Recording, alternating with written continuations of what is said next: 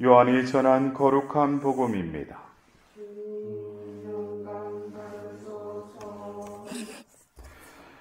그때에 마리아에게 갔다가 예수님께서 하신 일을 본 유다인들 가운데에서 많은 사람이 예수님을 믿게 되었다. 그러나 그들 가운데 몇 사람은 바리사이들에게 가서 예수님께서 하신 일을 알렸다.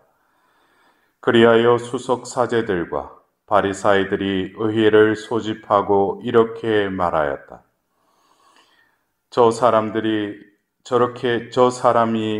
저렇게 많은 표징을 일으키고 있으니 우리가 어떻게 하면 좋겠소? 저자를 그대로 내버려 두면 모두 그를 믿을 것이고 또 로마인들이 와서 우리의 이 거룩한 곳과 우리 민족을 짓밟고 말 것이요. 그들 가운데 한 사람으로서 그 해의 대사제인 가야파가 말하였다. 여러분은 아무것도 모르는군요. 온 민족이 멸망하는 것보다 한 사람이 백성을 위하여 죽는 것이 여러분에게 더 낫다는 사실을 여러분은 헤아리지 못하고 있어. 이 말은 가야파가 자기 생각으로 한 것이 아니라 그 해의 대사제로서 예언한 셈이다. 곧 예수님께서 민족을 위하여 돌아가시리라는 것과 이 민족만이 아니라 흩어져 있는 하느님의 자녀들을 하나로 모으시려고 돌아가시리라는 것이다. 이렇게 하여 그날 그들은 예수님을 죽이기로 결의하였다. 그래서 예수님께서는 더 이상 유다인들 가운데로 드러나게 다니지 않으시고 그곳을 떠나 광야의 가장 가까운 고장의 에프라임이라는 고을에 가시어 제자들과 함께 그곳에 머무르셨다. 유다인들의 파스카 축제가 가까워지자 많은 사람이 자신을 정결하게 하려고 파스카 축제 전에 시골에서 예루살렘으로 올라갔다. 그들은 예수님을 찾다가 성전 안에 모여서서 서로 말하였다. 여러분은 어떻게 생각하시오? 그가 축제를 지내러 오지 않겠소? 주님의 말씀입니다. 그리스도님 찬미합니다.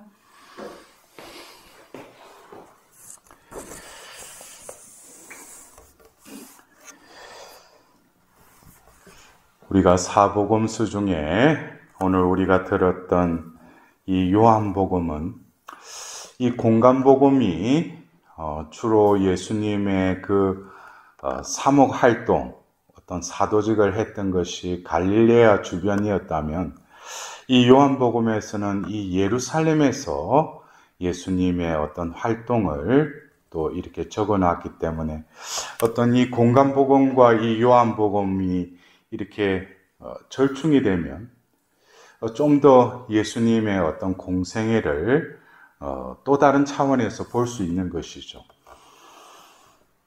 그리고 우리가 공간복음에는 예수님이 공생애를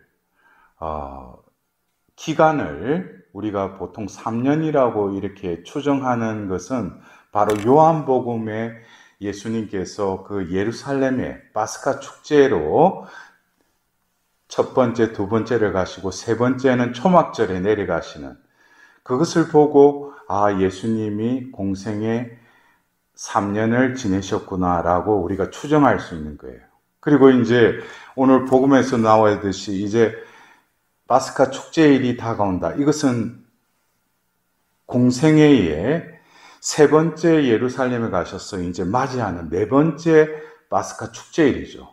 이때 바로 예수님께서 속죄양으로 죽으시는 것이죠. 그래서 우리가 이 성경을 볼 때 그냥 어떤 부분적인 거,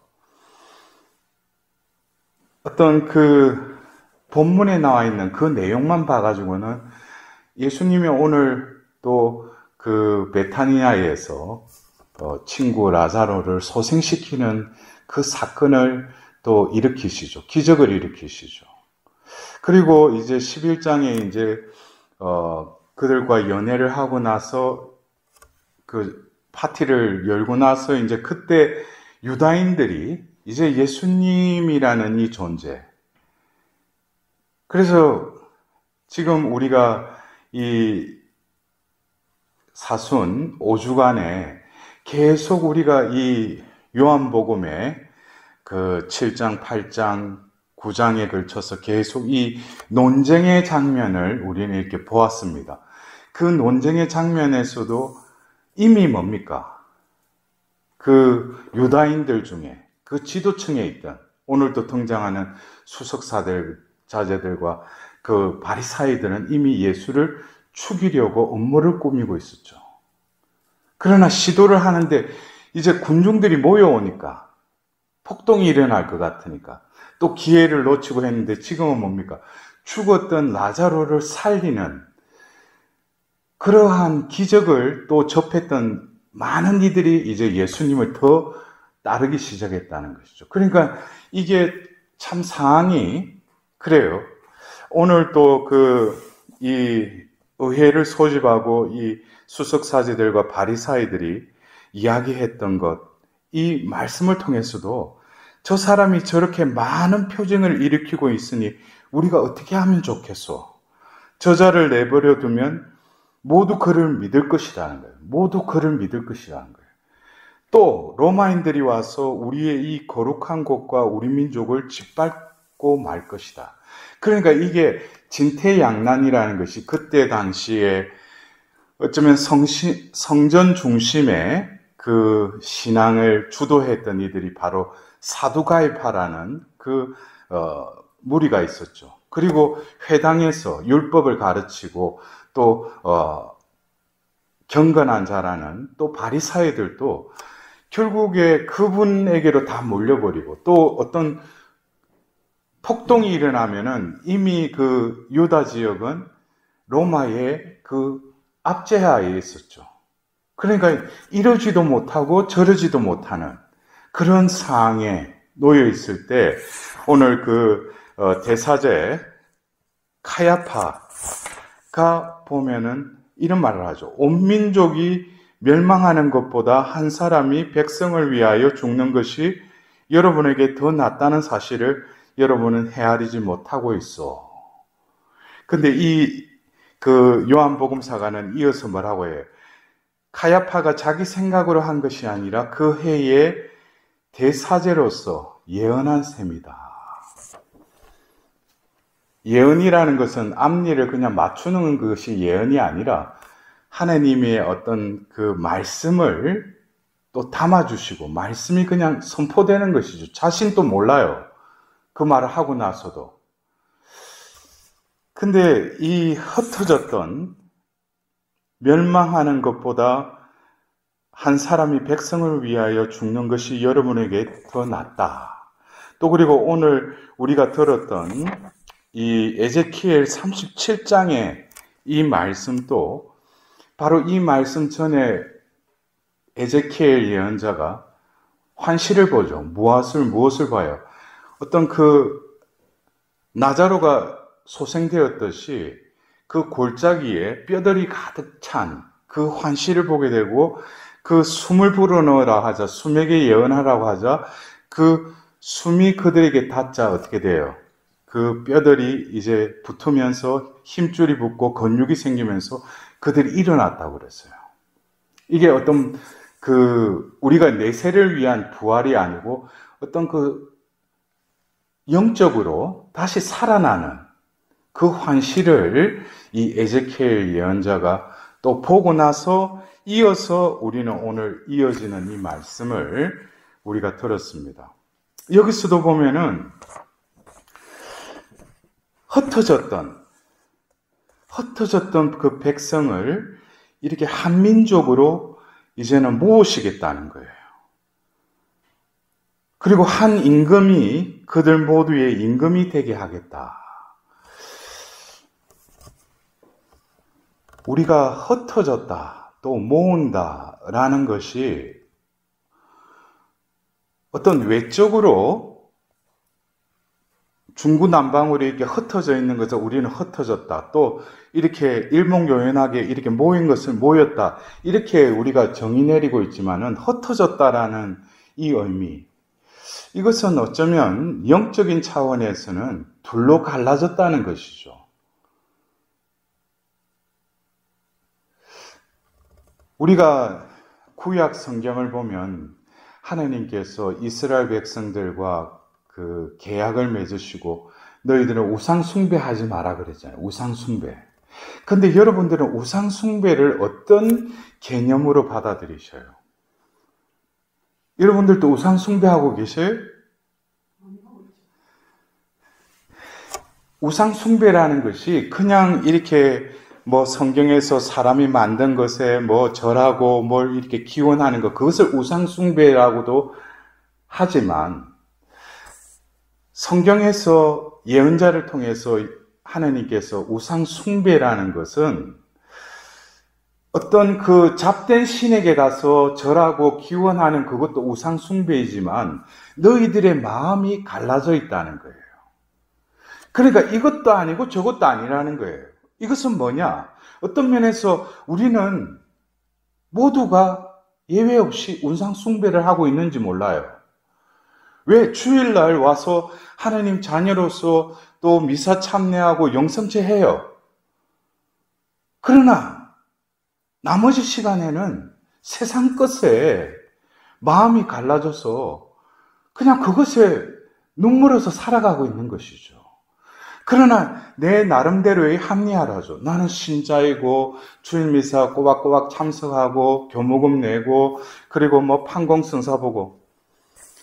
하나님은 어떤 외적인 규칙을 지키고 준수하는 것, 그것으로 하나님 백성이 되는 필수 조건이 아니라는 거예요. 우리가 하나님의 자녀가 되었으면은, 그래서 우리가 세례를 받는 것도 결국 뭡니까? 옛 인간이 죽고 새 인간으로 거듭 태어난 것이 세례의 본질이 아니겠어요? 그러나 우리는 살아가면서 어떤 외형적인 것으로만 판단할 수밖에 없으니까. 왜? 그 사람의 속마음은 우리가 볼 수가 없죠.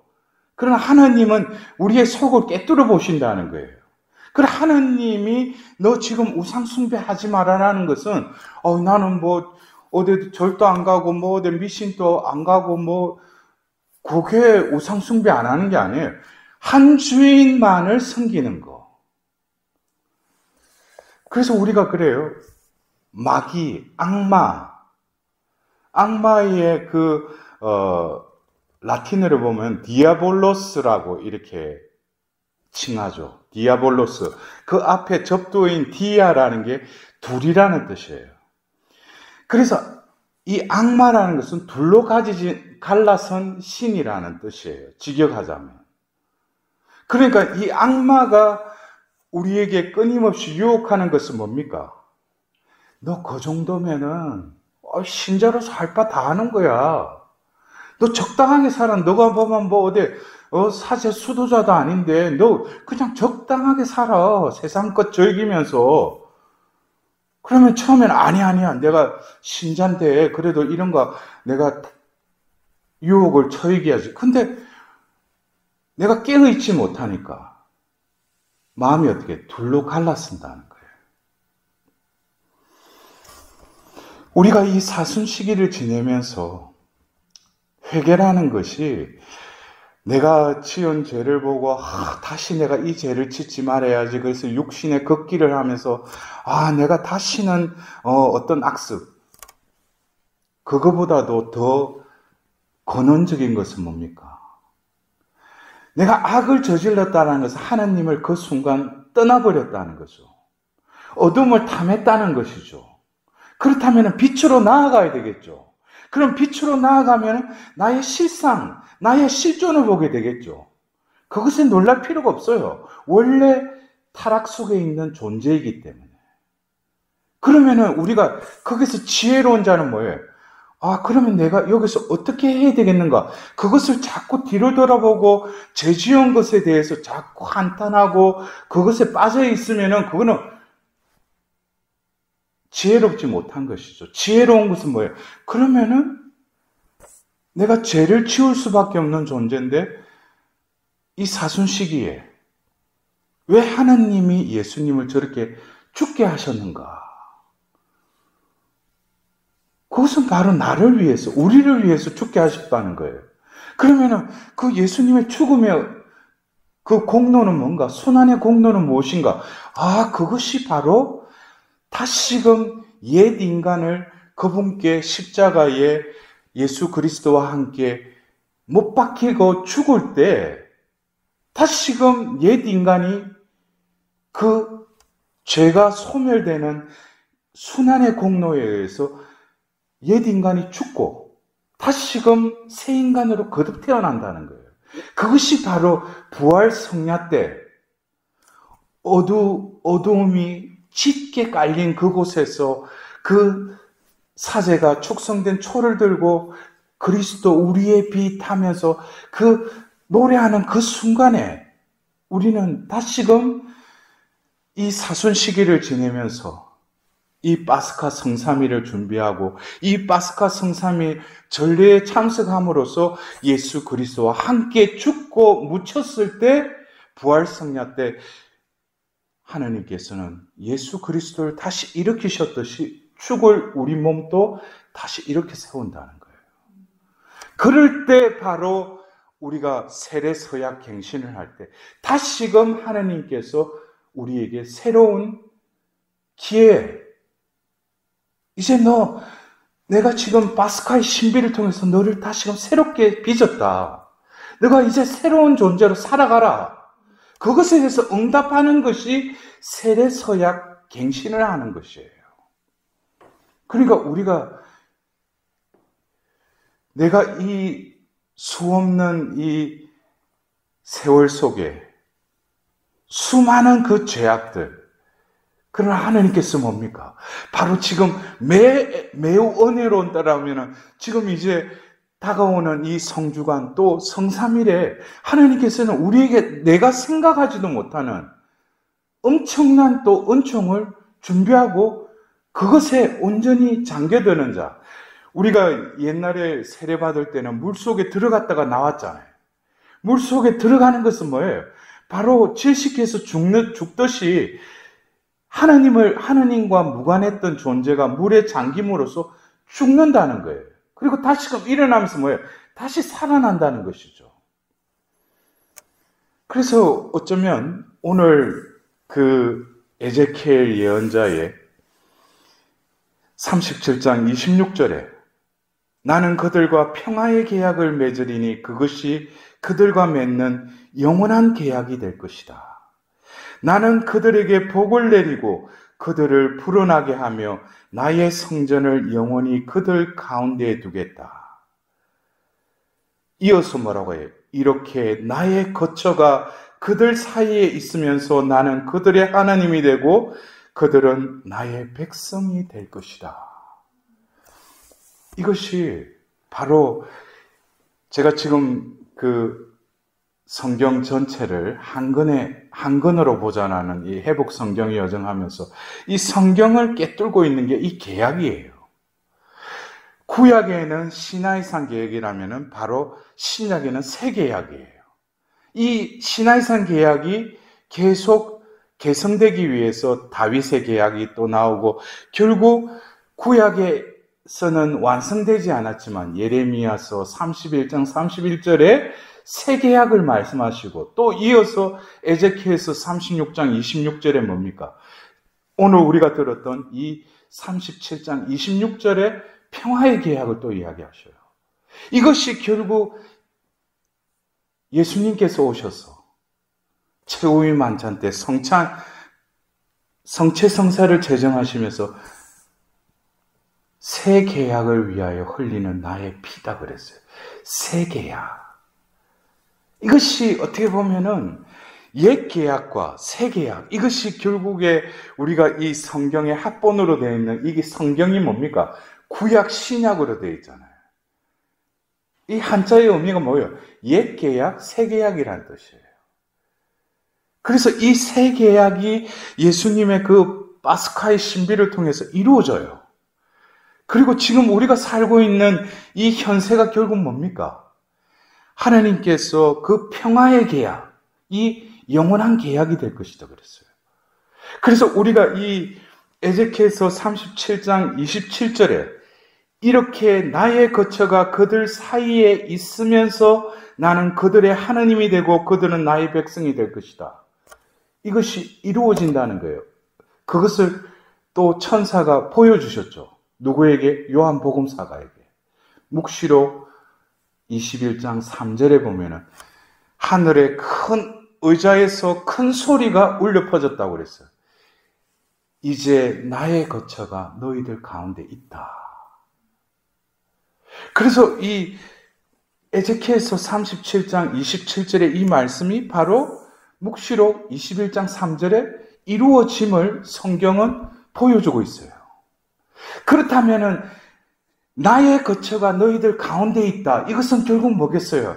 뭐 이 건물로 지은 이 성전에만 있는 것이 아니라 우리의 존재가 원래 창조할 때 당신의 거처로 삼으셨다는 거예요. 그래서 숨을 불어넣어서 생명체가 되게 한 그 존재가 바로 뭡니까? 에페소서 2장 14절에 그리스도는 우리의 평화이십니다. 그래요. 그리고 이어서 15절에 보면 뭐예요? 유다인과 이민족을 하나로 엮었을 뿐만 아니라 그리스도 안에서 두 인간을 새 인간으로 다시금 재창조하신 게 바로 뭐라는 거예요? 그것이 바로 십자가라는 거예요.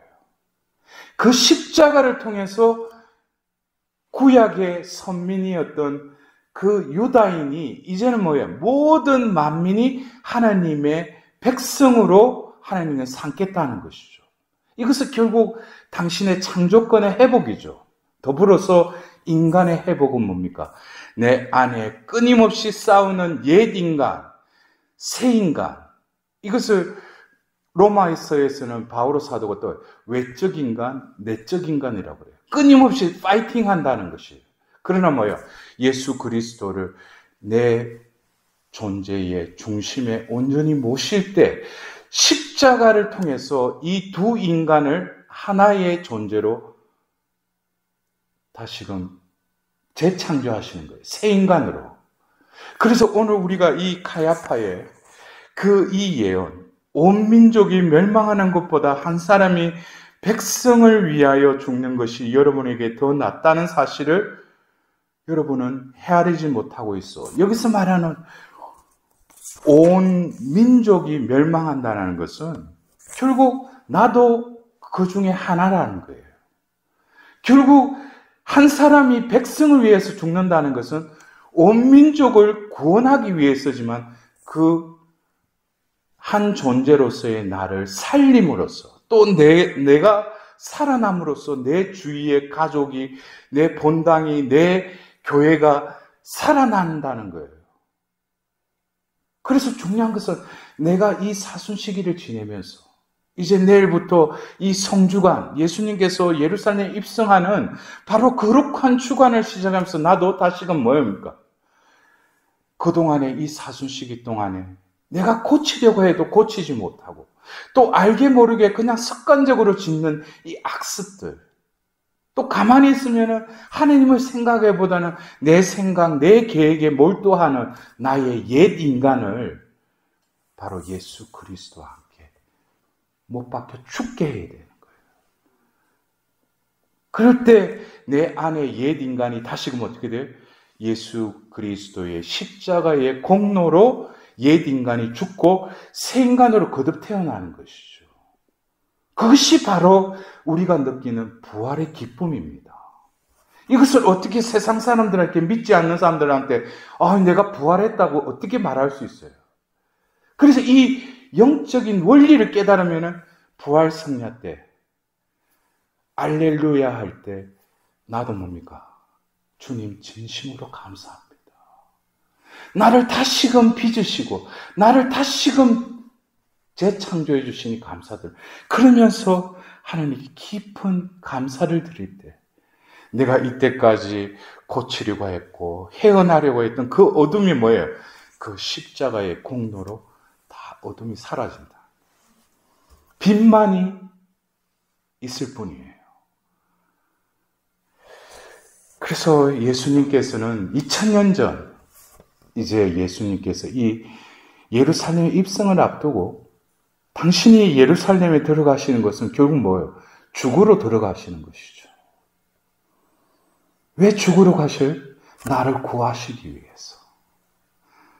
그래서 그 마음을 우리는 내일부터 시작되는 성주간에 예수님과 함께 그 발을 한 발자국 한 발자국 같이 가면서 이제는 그 골고다에 그 세워진 십자가에 홀로 그분이 십자가에 못 박혀 죽게 하실 것이 아니라 나도 그분과 함께 십자가에 매달려서 죽을 때 그 순환의 공로가 내 존재를 새롭게 변화시키는 그 복된 그 구원의 날이 내 안에서, 우리 가정 안에서, 우리 이 세상에 다시금 하나님께서 그 파스카의 신비를 이루실 것입니다.